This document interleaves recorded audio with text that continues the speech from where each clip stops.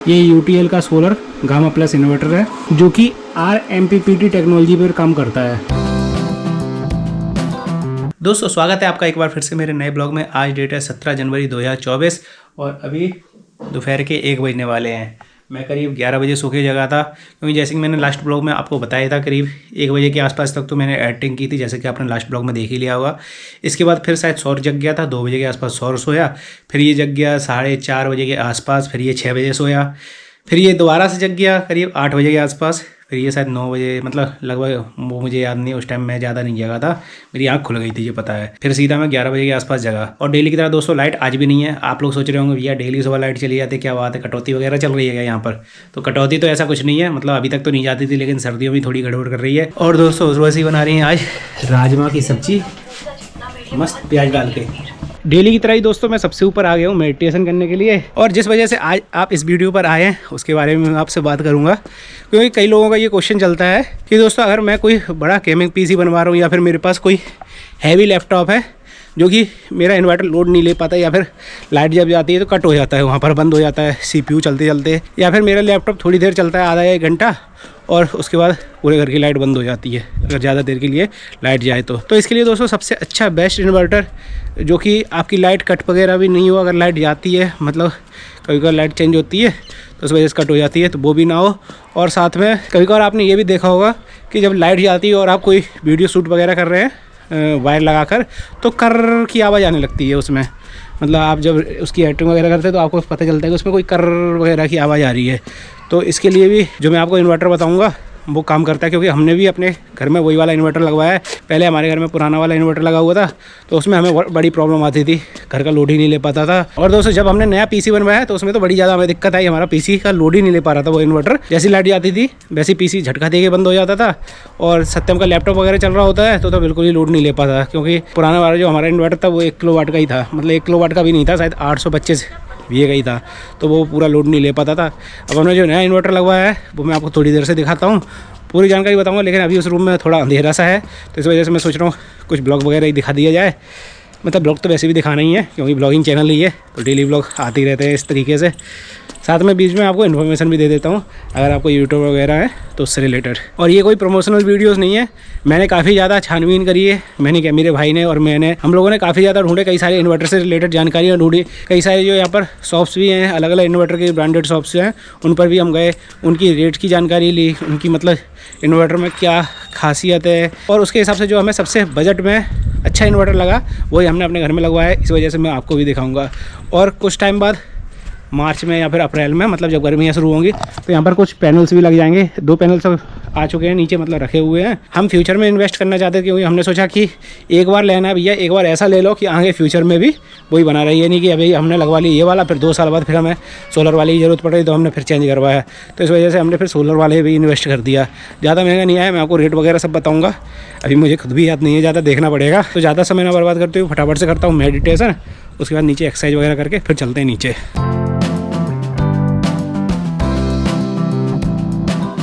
तो भैया नीचे आ चुका हूँ मैं, करीब 1:30 बजने वाले हैं और अपनी एक्सरसाइज शुरू होने वाली है। आज हमारा डे 4 है, और साथ में एब्स के लिए मंडे वाला रूटीन लगेगा। तो मतलब ये एक्सरसाइज ये पूरी, और साथ में ये एब्स वाली, ये पूरा लगाना है आज मुझे। तो कंप्लीट करने के बाद थोड़ी देर से आपसे मिलता हूँ। तो दोस्तों एक्सरसाइज कंप्लीट हो चुकी है, पसीने नहीं निकलता सर्दी में, और करेक्ट 2:30 बज चुके हैं। चलते हैं फटाफट से नीचे। अभी भी धूप बिल्कुल नहीं निकली और लाइट भी नहीं आई। दोस्तों रात के 10 बज रहे हैं और लाइट के चक्कर में आज कोई काम नहीं हो पाया, ना वीडियोस वगैरह बन पाई हैं, कल भी नहीं बन पाई थी, परसों भी नहीं बन पाई थी। काफ़ी दिन से सोच रहा हूँ वीडियोस बना लूँ, लेकिन बीच में पहले तो वेबसाइट पे काम कर रहा था, लेकिन अब वेबसाइट का भी काम हो चुका है तो भी वीडियो नहीं बन पाई अपनी कोई भी। अभी सुबह से लाइट नहीं रही, और लाइट आई भी तो भी बार बार जा रही थी, बार बार आ रही थी, ऐसी होती रही, तो इस चक्कर में वीडियोस नहीं बन पाई। और हाँ, जिस बारे में आपको बताना था मैंने बताया था छत पर कि आपको अपने इन्वर्टर के बारे में बताऊंगा, कौन सा आप इन्वर्टर लगवा सकते हैं अगर आप भी कोई यूट्यूबर वगैरह हैं और आपको इन्वर्टर की सख्त ज़रूरत है। ऑनलाइन सर्च कर रहे हैं कि कौन सा इन्वर्टर लगाएं, क्योंकि कई लोग सर्च करते हैं ना ऑनलाइन, मैंने भी सर्च किया था, काफ़ी सारे इन्वर्टर वगैरह सर्च किए थे, लेकिन किसी का कुछ खास रिव्यू वगैरह नहीं दिया था। ये मतलब हम यूट्यूबर हैं तो कौन सा इन्वर्टर यूज करें, तो मैं आपको सबसे पहले तो अपना इन्वर्टर दिखा देता हूँ, मॉडल वगैरह दिखा देता हूँ कौन सा इन्वर्टर है। उसके लिए जाना पड़ेगा स्टोर रूम में। तो ये अपना स्टोर रूम है जहाँ पर दुकान का भी काफ़ी सारा सामान भरा हुआ है, गत्ते वगैरह भी रखे रहते हैं, और यहीं पर हमारा इन्वर्टर लगा हुआ है। तो कंपनी तो आपको नज़र आ ही रही होगी दोस्तों, ये UTL का इन्वर्टर है। बैटरियाँ 2 लगी हुई हैं। बैटरियाँ दोस्तों मुझे फिक्स याद नहीं है, लेकिन शायद 200 mAh की हैं बैटरियाँ। और उसके बाद ये रखा हुआ है हमारा इन्वर्टर। ये UTL का सोलर गामा प्लस इन्वर्टर है जो कि RMPPT टेक्नोलॉजी पर काम करता है। और दोस्तों जो RMPPT टेक्नोलॉजी है वो आपको सिर्फ UTL में मिलेगी। बाकी सभी कंपनियों में जो भी आती हैं वो MPPT टेक्नोलॉजी आती है, लेकिन RMPPT सिर्फ UTL कंपनी बनाता है। सिर्फ UTL वालों के पास ही राइट्स हैं RMPPT टेक्नोलॉजी के इन्वर्टर वगैरह निकालने के। ये इन्वर्टर दोस्तों सोलर इन्वर्टर भी है। और थोड़ा सा साइड में ये रखा हुआ है तो इतना ज़्यादा दिखाई शायद आपको नहीं दे रहा होगा, बट अभी हटा दूँगी मैं। अब यहाँ पर इसकी आवाज़ वगैरह भी आ रही है क्योंकि इसमें पंखा लगा हुआ है, हवा परमानेंट आती रहती है इसमें से। तो मैं अपने वापस से रूम में चलता हूँ और आपको इसके बारे में बताता हूँ। तो दोस्तों यहाँ पर मैंने अपने सिस्टम में इसको मतलब इसकी वेबसाइट को ओपन कर लिया और यहाँ पर इसका मॉडल नंबर है 3350, 24 वाट वाला है। और 24 वाट वाले में आपको अंदाज़ा होगा कि अगर आपको थोड़ा बहुत भी पता है कि 24 वाट वाले में 2 बैटरी लगती है, और 36 वाट वाला जो आता है उसमें 3 बैटरी लगती है, 12 वाट वाला आता है उसमें 1 बैटरी लगती है। तो ये 24 वाट वाला है, इस वजह से 2 बैटरी हमारे इन्वर्टर में लगाई गई हैं। तो इसका मॉडल नंबर 3350 है, gamma plus RMPPT technology based है। और इसकी वैसे प्राइस 19,999 रुपये दिखा रहा है, लेकिन अगर आप ऑफलाइन डिस्ट्रीब्यूटर वगैरह से पता करेंगे तो शायद थोड़ा बहुत और कम बता दे। साथ में इसकी एक बैटरी की कीमत हमें बताई गई थी शायद 12,500 रुपये। 180 mAh वाली बैटरी थी, और 200 mAh वाली बैटरी की बताई गई थी शायद 14,500, मतलब 2,000 रुपये एक्स्ट्रा बताई गई थी, 14,500 रुपये बताई गई थी। 180 mAh वाली बैटरी थी शायद 12,500 रुपये की। तो ये 14,500, ये 2 बैटरी लगाई है तो दोनों मिलाकर 14,500 के आसपास तो ये हो गया। और लगभग 20,000 के आसपास का इन्वर्टर, तो लगभग 47,000 50,000 के आसपास का टोटल यहाँ पर बजट बनता है। लेकिन अगर आप ऑफलाइन मार्केट से लेते हैं तो शायद 45,000 या फिर उससे भी थोड़ा बहुत कम पड़ जाए। तो आपको अपने नज़दीकी UTL डिस्ट्रीब्यूटर से बात कर लेनी कि उसके वहाँ पर ये वाला मॉडल कितने का क्या पड़ रहा है। और दोस्तों ये सोलर बेस्ड इन्वर्टर, जैसे कि मैंने आपको सुबह बताया था, 2 प्लेटें बाहर रखी हुई हैं। कैमरा दोस्तों बाहर लेकर गया, लेकिन बाहर काफ़ी अंधेरा है, और मतलब बाहर वाला जो आंगन है उसमें प्लेटें रखी हुई हैं, दोनों खड़ी रखी हुई हैं। वहाँ पर बाइकें आके भी खड़ी हुई हैं, तो अंधेरे की वजह से इतना कुछ साफ नज़र नहीं आ रहा है। वैसे आप चाहो तो अगले ब्लॉग में देख सकते हैं, मैं उसमें दिखा दूंगा सुबह ही, जब मैं एक्सरसाइज वगैरह करने जाता हूँ सुबह के टाइम, तो आपको दिखा दूंगा, वहीं पर रखी हुई रहती हैं प्लेटें। तो 2 प्लेटें हमारे पास हैं, 525 वाट वाली है, 575। वो आप जब जाएंगे उधर पे वो आपको बता देगा कितनी बड़ी प्लेट आती है, कौन कौन सी जोन सी आप लगवाना चाहें उनमें से लगवा सकते हैं। और बैटरी भी दोस्तों ये नहीं कि 200 mAh वाली लगवाएं, आप 180 mAh वाली भी लगवा सकते हैं, चाहे तो 240 mAh वाली भी जो आती है, 240 या 220 mAh वाली जो आती है उसको भी आप लगवा सकते हैं। तो इसका कुछ फिक्स नहीं है, लेकिन हाँ 2 बैटरी आपको लगवानी पड़ेगी। और 3 साल की वारंटी रहती है हर बैटरी की।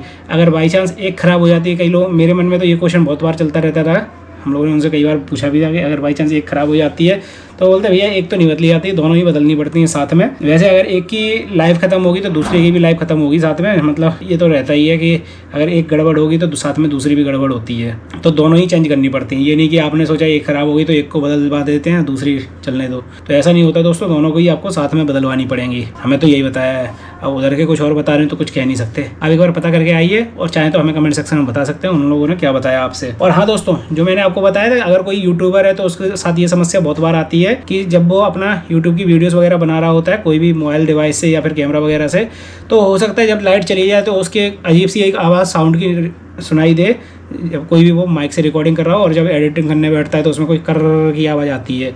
मेरे साथ तो ऐसा हर बार ही होता है, अब आपके साथ होता हो तो मुझे पता नहीं। तो ऐसी समस्या दोस्तों इसमें नहीं आई, क्योंकि अगर आप कोई भी इन्वर्टर खरीदते हैं और वो inverter pure sine wave technology पर काम करता है, यानी कि जो प्योर साइन वेव टेक्नोलॉजी आती है, जो इन्वर्टर आपने लगवाया उसमें वो टेक्नोलॉजी है, तो आपके इन्वर्टर में कभी भी ऐसी, मतलब जो भी आप रिकॉर्डिंग वगैरह करेंगे भले ही लाइट चली जाए तो ऐसी कोई भी समस्या नहीं आएगी। हाँ, आपने ये भी देखा होगा जब लाइट चली जाती है तो पंखे में भी एक अजीब सी आवाज़ आने लगती है कई बार, मतलब जिन लोगों के इन्वर्टर लगे हुए हैं और उनके में समस्या आ रही तो उन लोगों को पता होगा कि एक अजीब सी आवाज़ आने लगती है जब लाइट चली जाती है। वैसे पंखा घूम रहा होता है तो आवाज़ नहीं आ रही होती, लेकिन जब लाइट चली जाएगी तो अलग से पता चल जाता है हाँ अब लाइट चली गई है, पंखे में ऐसी आवाज़ आने लगती है। तो अगर प्योर साइन वेव इन्वर्टर होगा तो आपको ये भी आवाज़ समझ में नहीं आएगी, मतलब सुनाई नहीं देगी, ऐसी कुछ आवाज़ ही नहीं आएगी, वो सिंपल उसी तरीके से चलेगा जिस तरीके से लाइट से चलता है। और काफ़ी सारे इलेक्ट्रिकल वाले टर्म्स रहते हैं तो इसकी ज़्यादा मुझे खास जानकारी है नहीं है। वैसे मेरे छोटे भाई ने इलेक्ट्रिकल से पॉलीटेक्निक वगैरह कर रखी है तो उसको इन टर्म्स की ज़्यादा जानकारी है। तो मतलब जब हम इन्वर्टर वगैरह लेने गए थे तो साथ में उसने ही ये सब चीज़ें देखी थी। मुझे इतनी कुछ ज़्यादा खास पता नहीं चलती, लेकिन मैंने सोचा जो लोग सर्च करते हैं, क्योंकि मुझे बहुत ज़्यादा समस्या आती है, जैसे मैंने आपको बता ही दिया था। मतलब मेरा ये CPU है लोड ही नहीं ले पाता था, बंद हो जाता था चलते चलते। जैसे लाइट चली गई, पुराना लगा था अपना 825 वॉट वाला इन्वर्टर लगा था, अब जो भी हो, या फिर 925 वॉट वाला था, मतलब इन दोनों में से कोई एक था। 2 इन्वर्टर अपने पास, एक शॉप पर लगाया हुआ था, एक यहाँ पर लगाया हुआ था। तो जब हमने ये सिस्टम बनवा लिया, इसके बाद लाइट पर हमने चला के देखा तो 1-2 बार में हमें पता चल गया भैया ये चलने वाला नहीं है इस इन्वर्टर पे, क्योंकि जैसे ही लाइट जाती थी वैसे ही ये झप कर जाता था, बंद हो जाता था। क्योंकि 750 वाली तो इसमें पावर सप्लाई लगी हुई है। इसकी मैंने वीडियो डाली थी अपने चैनल पर, क्या क्या क्वालिफिकेशन, मतलब हमने खुद ही बिल्ड किया था इसको यूट्यूब वगैरह पर काफ़ी सारी वीडियोस देखकर। वैसे हमारी कंप्यूटर की शॉप है तो हमको इतनी सी जानकारी है कि क्या चीज़ कहाँ लगाई जाती है, क्योंकि हम लोगों ने काफ़ी सारे सिंपल वाले PC असेंबल किए थे। बड़े PC पहले ही मैंने अपना वाला बनाया है, और अब तो मैंने आपको बता ही दिया होगा, मैं दुकान पर नहीं आता हूँ, सिर्फ सत्यम संभालता है दुकान को। मैं बस यूट्यूब का ही काम देख रहा हूँ, अपना यूट्यूब का चल जाए बस वही सही है। तो उसी टाइम हम लोग समझ गए कि भैया ये इन्वर्टर झेल नहीं पाएगा। और साथ में सत्यम का जो लैपटॉप था वो भी काफ़ी ज़्यादा लाइट वगैरह खाता था। तो जैसे बाई चांस उसका तो मतलब लैपटॉप में तो ये समस्या होती नहीं, क्योंकि बैटरी लगी रहती तो जो झप नहीं करेगा जब लाइट जाएगी। लेकिन हाँ 1-2 घंटे, 1-1.5 घंटे में ही इन्वर्टर बोल जाता था। जितना चलना उसकी क्षमता के से ज़्यादा कम होता था, मतलब वो लैपटॉप ज़्यादा लोड ले लेता था तो वो भी बंद हो जाता था। तो इस वजह से हम लोगों का इन्वर्टर तो चेंज करना ही था। तो हम लोगों ने ये सोचा कि जब इन्वर्टर अभी लगवा ही रहे हैं और करीब 2 से 3 किलोवाट वाला अपन सोच रहे थे, वैसे 2 किलोवाट का मन था क्योंकि वो 825 या 950 वाला ही था, तो हम लोगों ने सोचा था 2 किलोवाट का लगवाएं। लेकिन हम लोग जब दुकान पर बात करने गए तो उन्होंने बोला कि 3 किलोवाट का देख लीजिए। और साथ में हम लोगों का ये भी मन था कि भैया सोलर में ही देखें, क्योंकि जैसे मान लीजिए अभी हम कोई भी एक इन्वर्टर लगवाते हैं और 2 साल बाद हमें फिर सोलर लगवानी है, मतलब सोच के तो यही चल रहे हैं कि 2 साल बाद हमें सोलर लगवानी है। लेकिन अब थोड़ा जल्दी विचार बन गया कि जल्दी लग जाएगी सोलर। लेकिन पहले हम लोगों ने ये सोचा था कि 1 से 1.5 साल बाद या फिर 2 साल बाद हम लोगों को सोलर पक्का लगवानी है, तो क्यों ना सोलर वाले इन्वर्टर पर ही जाना चाहिए। क्योंकि आपको पता ही होगा भैया लाइट की समस्या भी बढ़ती जा रही है और बिजली बिल भी बढ़ता चला जा रहा है। तो इस वजह से हम लोगों को सोलर पर शिफ्ट होना था। तो हम लोगों ने अलग अलग कंपनियों में जाके देखा, माइक्रोटेक में भी देखा, लिपगार्ड में भी देखा, और भी कई सारी कंपनियां, उनमें भी हम लोग गए, मतलब उनके दुकानों पे भी हम लोग गए। तो किसी में रेट ज़्यादा आई थी तभी यही चीज़ मिल पा रही थी हम लोगों को। और हो सकता है जो मतलब उधर का ओनर है वो हम लोगों को सही से समझा नहीं पा रहा था, क्योंकि हम लोगों ने एक दुकान पर करीब 2-2, 3-3 बार विजिट किया होगा। कई दुकानों पर 4-4, 5-5 बार भी गए कि भैया मतलब ये चीज़ हमें चाहिए ऐसी ऐसी, और हमारा ये लोड है वो लोड ले ले। तो किसी ने बोला भैया मतलब सोलर में मत जाइए, या फिर उसमें अलग से कोई डिवाइस लगानी पड़ेगी आपको, मतलब सबके अलग अलग तर्क थे। फिर किसी ने हमको बताया कि UTL में एक बार पता कर लो, हो सकता है उसमें कुछ सस्ता पड़ जाए। तो हम लोग उधर पे भी गए, और हम लोग भी UTL वाले 2 ऑफिस में गए। एक ऑफिस में हमें जानकारी मिली कि ऐसे ऐसे कई सारे इन्वर्टर आते हैं, तो हमें पसंद आ गया। जो कि 3 किलोवाट वाला भी था वो हमें पसंद आया था। उसके बाद फिर हमने उस पर एस्टिमेट वगैरह बनवाया वहाँ पर, और फिर हम एक और एजेंसी पर पता करने गए जो कि UTL की थी, क्योंकि हमारे शहर में 2 एजेंसी है UTL की। हमने सोचा इधर से पता कर लेते हैं और दूसरी दुकान से भी पता कर लेते हैं कि रेट में कितना क्या डिफरेंस आ रहा है। हो सकता है रेट में डिफरेंस आ रहा हो। तो उधर पे हम गए तो उन्होंने बोल दिया साहब ये वाला तो मॉडल ही नहीं आता इसमें। फिर हम लोगों ने कंपनी में बात की, कंपनी ने भी मना कर दिया कि भैया ये वाला मॉडल है ही नहीं है, पता नहीं क्या बंद हो चुका है, सक्सेस नहीं हुआ है। फिर हम लोगों ने उनसे और बात की है कि भैया इन्वर्टर में कोई दूसरा मिलेगा, तो उसको जो UTL वाला था दूसरी वाला, उसको कुछ ज़्यादा खास जानकारी नहीं थी, पता नहीं क्या।